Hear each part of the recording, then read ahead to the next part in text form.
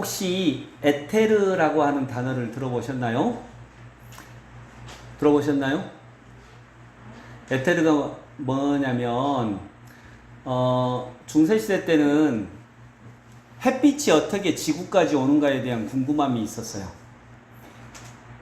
여러분, 뭔가가 전달이 되려면 이 소리도 공기가 있어서 전달이 되는 거잖아요. 그런데 뭔가가 전달이 되려면 그것을 전달해주는 물질이 있을 거다라고 생각을 했습니다. 근데 중세의 과학자들도 그런 건 알았거든요. 우주 공간에는 공기가 없다. 이런 건 알았어요. 그렇기 때문에 그러면 태양의 햇빛이 어떻게 매개체가 전혀 없는데 지구까지 올 수 있을까? 이게 의문이었어요. 그래서 다빈치 알죠? 레오나르도 다빈치. 레오나르도 하면 요즘에는 디카프리오 나오는데 디카프리오 말고 레오나르도 다빈치가 에테르라고 하는 물질을 상상해냅니다. 그게 무슨 말이냐면 에테르라고 하는 물질이 우주 공간에 있어서 이 에테르가 햇빛을 지구까지 전달해 줄 것이다 라고 상상을 한 거예요. 즉 확인되지 않았지만 상상 속에 물질을 만들어낸 거예요. 물질이 뭔가 매개 물질이 있어야 햇빛이 전달되는 거니까 이 매개 물질을 우리가 발견된 적은 없고 정확히 어떤 건지 모르겠지만 그냥 에테르라고 하는 상상 속의 물질을 만들어낸 거죠. 그런데 21세기에 과학의 혁명의 시대 때 아인슈타인이 말한 거예요. 에테르는 없다.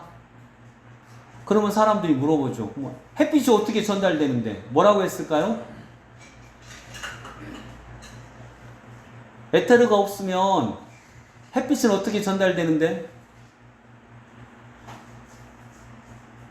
저 현이가 공부 잘했나요? 찬이가 공부 잘했나요? 네, 찬이야.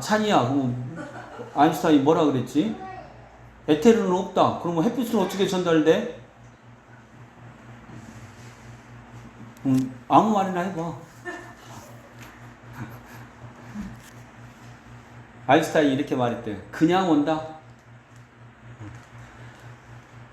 사람들은 이전까지는 꼭 매개체가 있어야 된다고만 생각을 했어요.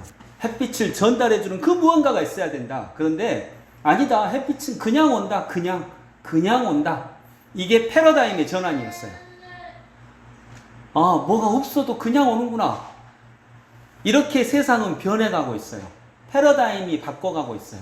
예수님도 마찬가지죠. 예수님도 유대 사람들은 하나님에 대한 인식이 뭐가 있었냐면 하나님은 우리 거룩하신 분이기 때문에 우리 인간 속에 거하지 아니하셔. 그래서 하나님은 저 멀리 하늘에 계시는 분이야 라고 생각을 했어요. 그래서 하나님은 저 멀리 하늘에 계셔. 근데 예수께서 나타나셨죠. 그리고 예수님이 뭐라고 하셨죠? 하나님은 우리 아빠야. 하나님을 그래서 아빠라고 부르기 시작을 했어요. 아빠라고 부르니까 하나님은 먼데 계신 분이에요? 가까운 분이에요? 가까운 분이에요. 지극히 가깝고 지극히 친밀하신 분이에요. 그러면서 유대 종교의 패러다임이 변화가 되기 시작을 한 거예요. 멀리 계셔서 우리가 나쁜 짓 한가 좋은 짓 한가 심판하시고 나쁜 짓 하면 벌 주시고 죽이고 요런 하나님으로 알고 있었던 그 시대에 주님께서 전혀 다른 패러다임으로 하나님을 전하신 거죠. 이렇게 패러다임의 전환의 시기가 있어요. 그 시기가 어쩌면 이후에 코로나 이후의 시대가 될 것입니다. 자, 여러분 아까 다빈치는 햇빛은 에테르를 통해서 와 라고 했는데 아인슈타인이 뭐라 그랬다고요? 햇빛은 그냥 와. 자, 이전까지 코로나 이전까지 우리는 무한 욕망을 추구했어요. 인간은 무한 욕망을 추구하는 삶을 살았어요. 무한의 물질적 욕망을 추구하는 삶을 살아왔는데 그 가운데 행복은 뭐가 있어야 오는 거예요? 행복은 예수님이 제일 싫어하는 사람이 어떤 사람이라고요? 대답 안 하는 사람. 불러도 주인 없는 이름이 하는 사람. 그 이전까지는 뭐가 있어야 행복했어요? 돈이 있어요. 무한 욕망이 충족되어야 행복하다고 생각을 했어요. 돈이 있어야 행복해. 근데 이후로는 그러지가 않을 거예요. 이후로는 아인슈타인의 말이에요. 햇빛 그냥 오는 거야. 행복 그냥 오는 거야. 뭘 통하지 않고 와. 그냥 와. 근데 여러분, 인간이 무한 욕망을 추구할 때 무한이라고 하는 말 자체는 무한, 끝없는 욕망이에요. 한계가 없는 욕망이라 그 말이에요. 무한 욕망, 끝없는 욕망, 끝이 없어요. 근데 끝이 없는데 이것을 끝이 있게 만드는 게 뭐라고요? 지난주에 서로 얘기를 나눴는데, 끝없는 욕망에서 우리도 밥 먹다가 끝없이 밥을 먹을 수 있잖아요. 근데 그 밥을 그치게 하는 게 뭐예요? 만족감이잖아요. 아, 이제 배불러. 그러면 밥 그만 먹잖아요. 근데 그 만족감을 느끼는 기능이 사라진, 뇌에서 그런 게 사라진 사람들은 위장이 터질 때까지도 먹는데요. 그 만족감을 주는 뇌세포가 이상이 생긴 거예요. 그렇다면 여러분, 인간이 무한 욕망을 추구하는 삶을 살았는데 더 이상 인간은 무한 욕망을 추구하며 살 수 없어요. 그러면 지구가 고장나고 생태가 고장나고 22세기가 오지가 않아요. 그렇다면 무한 욕망을 추구하던 삶에서 이제 코로나 이후는 새롭게 변화되어야 되는데, 인간이 뭘 느껴야 무한 욕망을 추구하지 않을까요? 뭘 느껴요? 만족감을 느껴요. 그래서 만족감을 느낄 줄 알아야 무한 욕망을 추구하는 삶이 그쳐질 거예요. 근데 여러분, 또 하나 생각해야 될 게, 무한 욕망을 추구하면 말 그대로 끝없는 욕망이잖아요. 무한 욕망을 추구하는 사람은 그 욕망에 끝이 없기 때문에 행복할까요? 불행할까요? 불행해요. 그래서 무한 욕망을 추구하고 그 추구한 노력 때문에 어느 정도 그 성취를 이룬 사람들이 심리학적으로는 많이 불행한 사람들이에요. 그래서 잘 사는 나라들이 행복지수가 굉장히 낮잖아요. 우리나라가 많이 낮잖아요. 만족감이 없기 때문에 그래요. 그래서 무한 욕망을 추구하면서 인간은 만족감을 잃어버렸어요. 예수님이 말씀하시죠. 빌립보서 4장에 나는, 바울의 말이죠. 나는 가난에 처할 줄도 알고 풍요에 처할 줄도 안다. 그러니까 가난한 게 좋은 것만도 아니고 풍요로운 게 좋은 것만도 아니에요. 사람은 살다 보면 부자로 살 때도 있고요. 또 가난하게 살 때도 있어요. 그러나 나는 부자로 살 때도 가난하게 살 때도 자족할 줄 아는, 스스로 만족할 줄 아는 일체의 비결을 배웠노라라고 말하고 있어요. 이게 만족감이에요. 그 만족감이 있으면 무한 욕망에서 벗어날 수 있어요. 그리고 행복감을 느낄 수 있다라고 하는 거죠. 여기까지 이해되시죠? 아멘이죠? 근데 그 만족감은 뭐 하는 거냐? 내가 자족할 줄 아는 일체의 비결을 뭐 했노라? 배웠노라. 이건 배워가는 거예요. 그냥 얻어지는 거 아니에요. 만족감은 배워가는 것이에요. 자, 그런데 그래서 앞으로 코로나 이후에는 사람들이 만족감을 얻어야 행복할 줄 알아요. 이전에는 무한 욕망을 추구했는데 이제는 내 영혼 안에 만족감이 있느냐 없느냐가 내가 행복을 느낄 줄 아느냐 그렇지 못하느냐에 굉장히 중요한 기준이 될 수 있다는 거예요. 그래서 앞으로 시대의 행복은 영성이 필요합니다. 만족함을 배웠다. 만족할 줄 안다. 이건 영성이잖아요. 그렇죠. 아멘. 이것은 영성이에요. 그래서 앞으로 코로나 이후의 시대는 행복하기 위해서 우리는 영성이 필요합니다. 그렇다면 어떤 영성이 필요할까? 무엇이 나를 만족할 수 있게 할까? 18, 19, 20절 같이 읽어봅니다. 18, 19, 20절 시작. 여호와 하나님이 이르시되 사람이 혼자 사는 것이 좋지 아니하니 내가 그를 위하여 돕는 배필을 지으리라 하시니라. 여호와 하나님이 흙으로 각종 들짐승과 공중의 각종 새를 지으시고 아담이 무엇이라고 부르나 보시려고 그것들을 그에게로 이끌어 가시니 아담이 각 생물을 부르는 것이 곧 그 이름이 되었더라. 아담이 모든 가축과 공중의 새와 들의 모든 짐승에게 이름을 주니라. 아담이 돕는 배필이 없으므로. 아멘. 자, 만족감이 있어야 코로나 이후의 시대에는 이제 경제가 무한정 발전할 수가 없을 거예요. 또 우리가 경제를 발전시키기 위해서 자원을 무한정 갖다 쓸 수가 없을 거예요. 그러면 계속 이름도 모르는 전염병이 생겨날 거니까요. 그리고 하나님은 이걸 통해서 오히려 인간이 내면으로부터 만족감을 얻기를 원하실 겁니다. 그래서 앞으로의 행복은 영성과 관련이 있다라고 말씀을 드렸어요. 그 행복을 부르는 영성의 첫 번째는, 자, 따라서 합니다. 이름 붙임의 영성. 예, 19절에 보면 그 이름 붙임의 영성이 나옵니다. 자, 여러분, 아담이 있고 동물들이 있었어요. 하나님, 누가 창조하셨어요? 하나님이 동물들을 창조하신 분 누구죠? 만드신 분. 하나님. 근데 그 동물들에게 이 아담이 하나님이 보실 때 얘가 돕는 배필이 없네, 짝이 없네, 그거 보시고 동물들을 그 앞으로 지나가게 하셨어요. 그것은 어떤 생각을 하게 되냐면, 동물들이 지나갈 때 아담이 보고 얘는 내 짝이에요 라고 말하면 하나님이 그 동물을 아담의 짝으로 붙여주실 생각이 있으셨던 것 같아요. 함께 이 세상을 다스릴 그 짝으로. 그런데 아담이 그들의 이름만 부르고요, 내 짝이다 라고 하는 말을 하지는 않았어요. 그런데 어쨌든 그 동물을 만든 존재는 하나님이세요. 근데 그 동물이, 예를 들어 토끼가 있다. 토끼라고 하는 이름을 붙인 존재는 누구예요? 아담이에요. 이름은 아담이 붙였어요. 아담이란 말 자체는 사람 이름이 아닙니다. 그 사람의 이름이 아담이 아니에요. 아담이란 말은 인간이란 말이에요. 그 뜻이에요. 인간, 남자, 먼지, 그런 뜻이에요. 그런 뜻을 가진 이름이 아담이에요. 그래서 아담은 인간이에요. 인간이 그 이름을 붙였어요. 토끼가 지나갈 때 얘는 토끼라고 할게요. 그러면 19절 제일 뒤에 아담이 각 생물을 부르는 것이 곧 뭐라고요? 곧 그 이름이 되었더라. 아담이 이름 붙이면 그대로 된 거예요. 여기서 이름 붙임의 영성이 중요해요. 자, 여러분, 자기 자신에 대해 내 이름이 뭐예요? 내 이름이요. 근데 에리는 어떻게 나왔어? 탈출했어?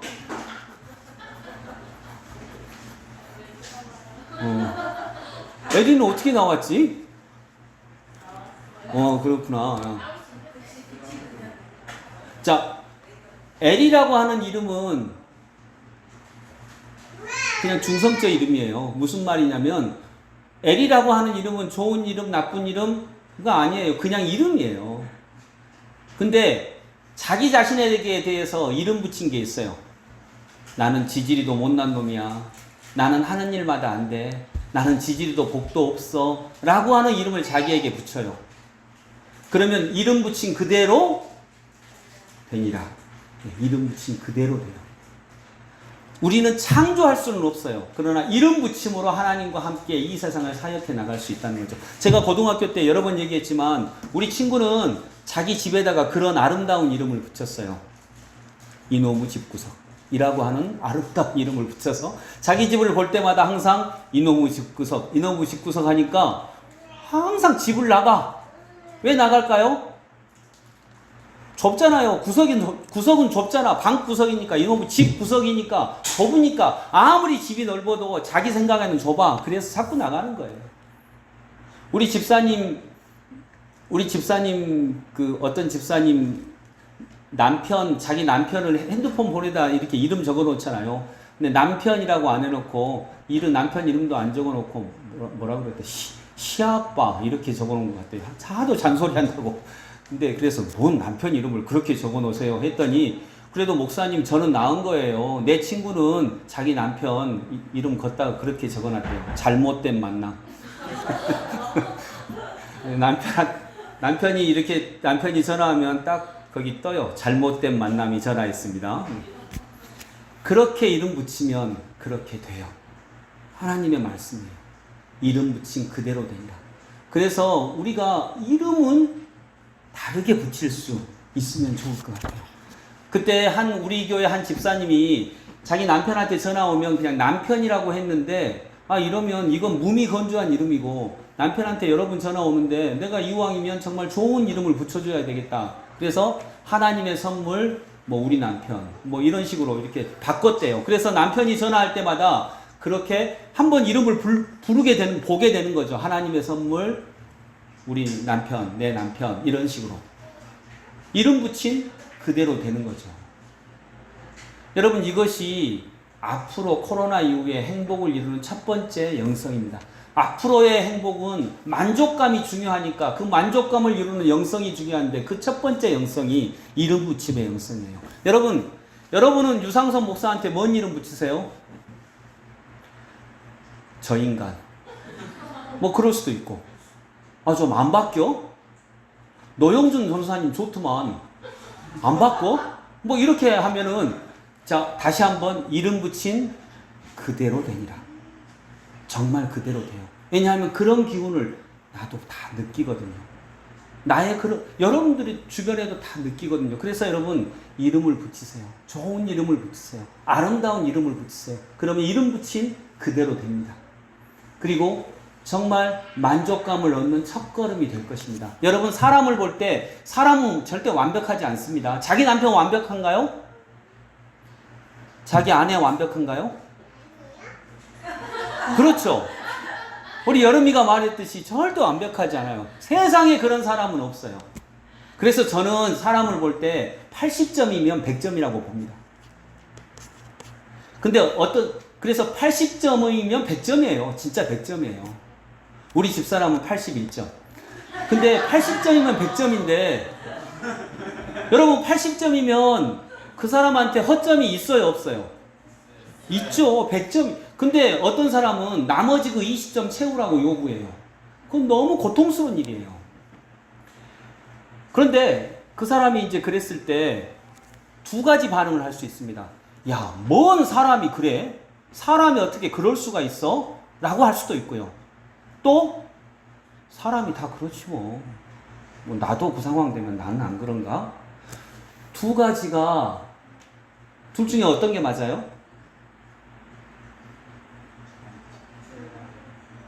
여러분, 둘 중에 어떤 게 맞아요? 둘 다 맞잖아요. 둘 다 맞잖아요. 둘 다 맞으니까 이름 붙이는 게 중요한 거예요. 둘 다 맞으니까. 그래서 여러분, 사실은 하나, 생각은 둘입니다. 이름 붙이는 것, 정말 그런 영성을 먼저 추구할 수 있기를 원합니다. 두 번째로 21절부터 25절입니다. 함께 읽습니다. 여호와 하나님이 아담을 깊이 잠들게 하시니 잠들매 그가 그 갈빗대 하나를 취하고 살로 대신 채우시고 여호와 하나님이 아담에게서 취하신 그 갈빗대로 여자를 만드시고 그를 아담에게로 이끌어 오시니 아담이 이르되 이는 내 뼈 중에 뼈요 살 중에 살이라 이것을 남자에게서 취하였은즉 여자라 부르리라 하니라. 이러므로 남자가 부모를 떠나 그의 아내와 합하여 둘이 한 몸을 이룰지로다.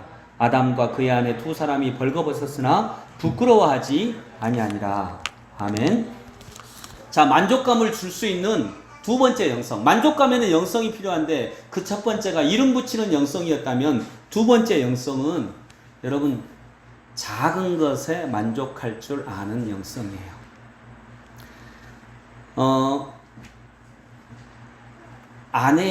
아담이 동물들이 이렇게 지나갈 때 이름을 붙였는데 내 짝입니다 라고 하는 이름을 아무에게도 붙이지 않았어요. 그래서 결국 짝이 없었어요. 그렇게 이름 붙인 그대로 되니까. 그래서 하나님이 아담을 깊이 잠들게 하시고 그 갈빗대를 취해가지고 존재를 하나 만들고 그걸 아담에게 보이니까 아담이 뭐라고 했어요? 이는 내 뼈 중에 뼈요 살 중에 살이라. 진짜 나다, 그런 말이에요. 그리고 그를 자기 짝이라고 말한 거예요. 이렇게 이름 붙인 거예요. 내 뼈 중에 뼈요 살 중에 살이에요 라고 이름 붙인 거예요. 그리고 하나님께서 그를 짝으로 인정하셨고 그 둘이 한 가정을 이루게 됩니다. 그리고 가정을 이루게 되니까 25절 다시 한번 읽을까? 25절 시작. 아담과 그의 아내 두 사람이 벌거벗었으나 부끄러워하지 아니하니라. 아멘. 자, 우리 청년들은 귀 막어요. 여러분, 부부끼리 벌거벗어도 안 부끄럽죠?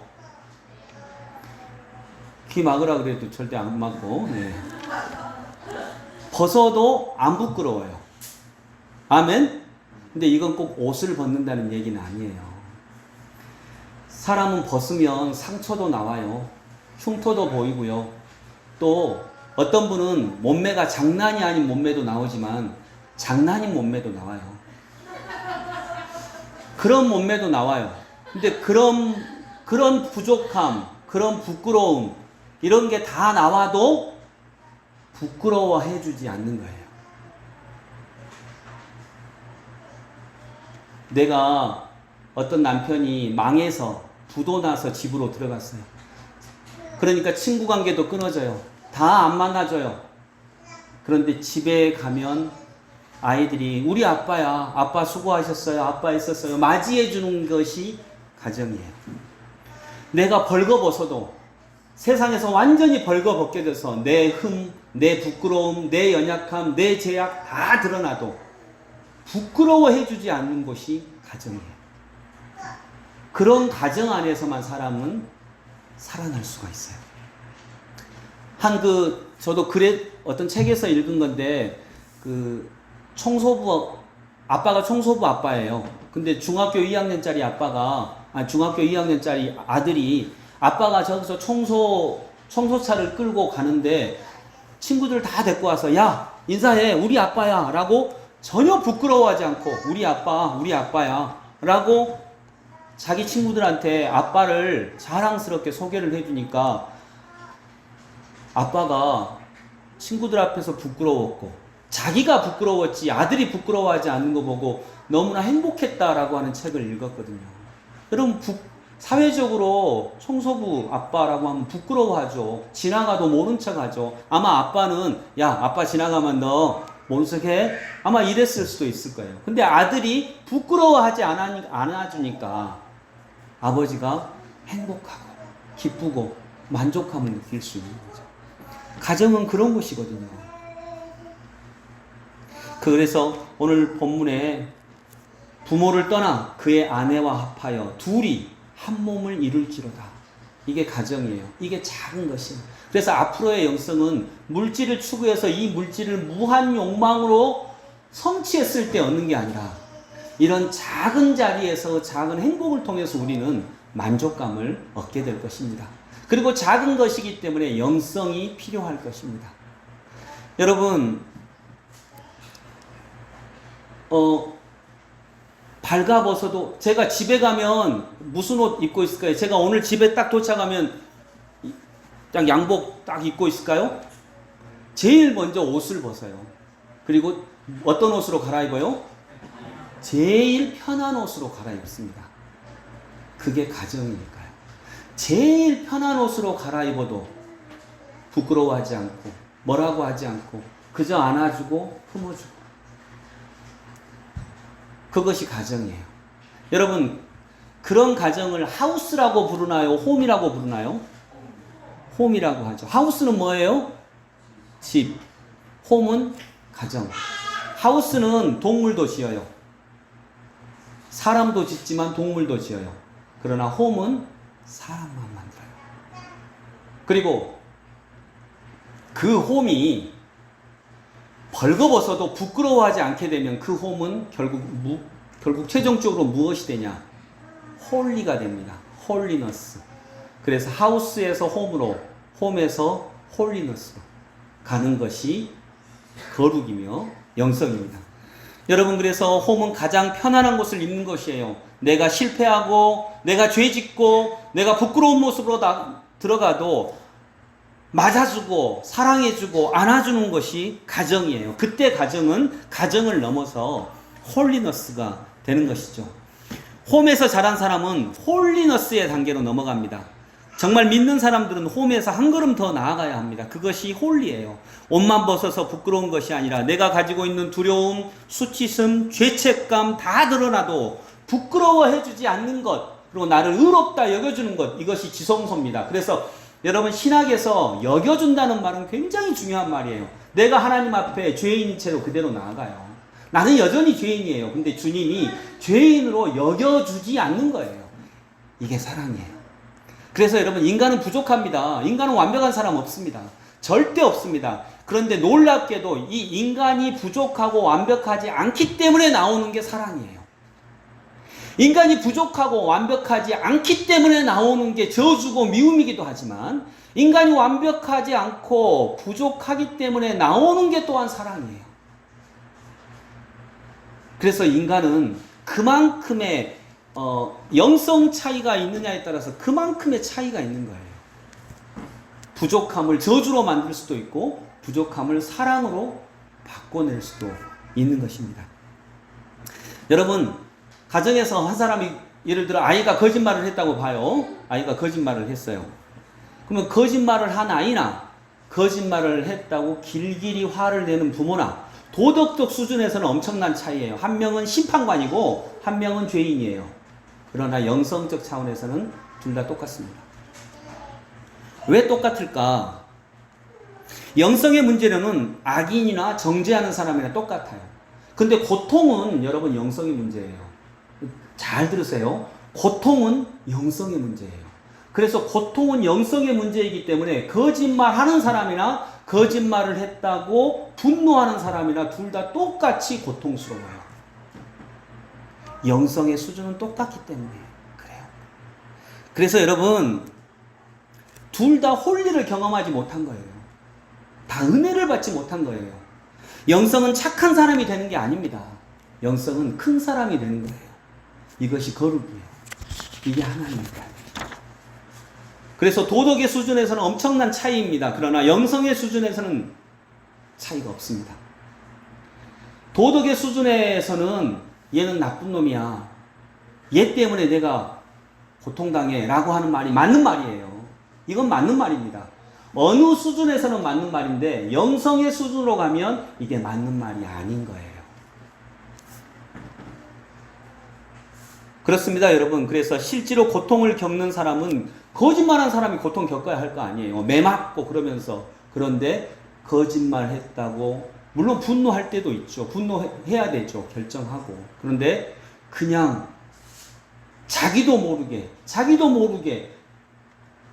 분노하는 그 삶을 살아가는 사람은, 분노하는 사람도 고통스러워요. 왜냐하면 영성 수준이 똑같기 때문인 거죠. 이 죄인을 무시하고 정죄하는 한은 홀리로, 거룩한 곳으로 가지 못합니다. 그래서 주님은 나도 너를 정죄하지 않겠다, 가서 다시는 죄를 짓지 말라, 이런 홀리를 경험한 다음에 죄를 짓지 않을 수가 있어요. 홀리를 경험하지 않으면 죄는 반복됩니다. 다 벗었는데 부끄러워하지 않는 사이 다 벗었습니다. 그러면 상처도 나오고요, 흉터도 나오고, 정말 부끄러움도 나오고. 여러분, 제가 저의 모든 것들, 두려움, 수치심, 죄악 이런 게 다 나오면 제가 여기 서 있을 수 있을까요? 제가 여기 못 서 있을 거예요. 저의 낱낱이를 다 알면 여러분은 제 설교 듣지 않을 거예요. 그런데 제가 구원받았어요. 하나님의 죄의 가리우심을 받았어요. 그래서 설 수 있는 거거든요. 그건 여러분도 마찬가지예요. 말씀을 맺습니다, 여러분. 우리가 지구에 온 것은 집 지으려고 온 것이 아니죠.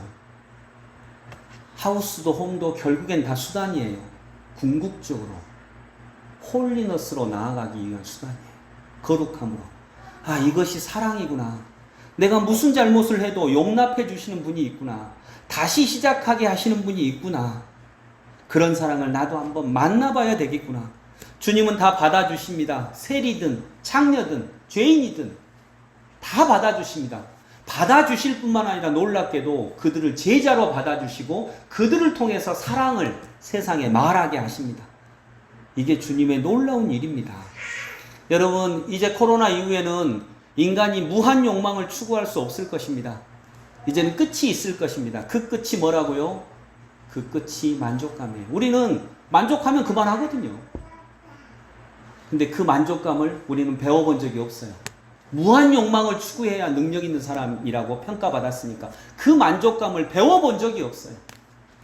그래서 이제는 그 만족감을 배워야 행복한 삶을 살 수 있을 것입니다.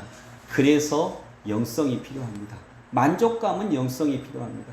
그 영성은 첫 번째 이름 붙임의 영성이고요. 또한 두 번째로는 작은 것, 가정은 작은 거잖아요. 가정은 돈이 나오는 게 아니잖아요. 이 작은 것들에 만족할 줄 아는 영성, 작은 것에 만족함의 영성, 이 두 가지가 필요합니다. 그리고 그 두 가지 영성을 통해 우리는 행복을 느낄 수 있을 것입니다. 이것을 생활 영성이라고 합니다.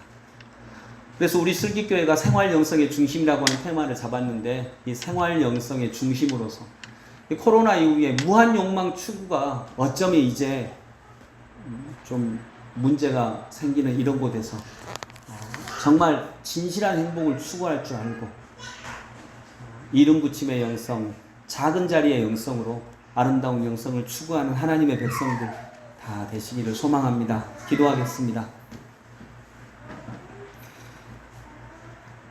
우리에게 행복을 주시고 또 하나님의 백성들이 행복하게 살기를 원하시는 주님, 주신 은혜를 감사합니다. 아버지 하나님, 이제는 우리가 행복하기 위해서 영성이, 거룩함이 필요한 시대가 되었습니다. 만족감을 얻기 위해서는, 만족감은 마음의 문제이기 때문에 영성이 필요하게 되었습니다. 주님, 우리에게 주님의 영성을 허락하여 주시어서 저희가 이름 붙임으로 또 작은 것에 만족할 줄 아는 이런 삶의 실력을 길러서 가난할 때에도 부할 때에도 내가 자족할 줄 아는 일체의 비결을 배웠노라 하신 바울의 고백처럼 우리도 그러한 고백 누리며 살아가는 하나님의 백성들 다 되게 하여 주옵소서. 예수 그리스도의 이름으로 기도드립니다. 아멘. 주는 완전합니다. 우리 영상에 맞춰서 찬양 드립니다.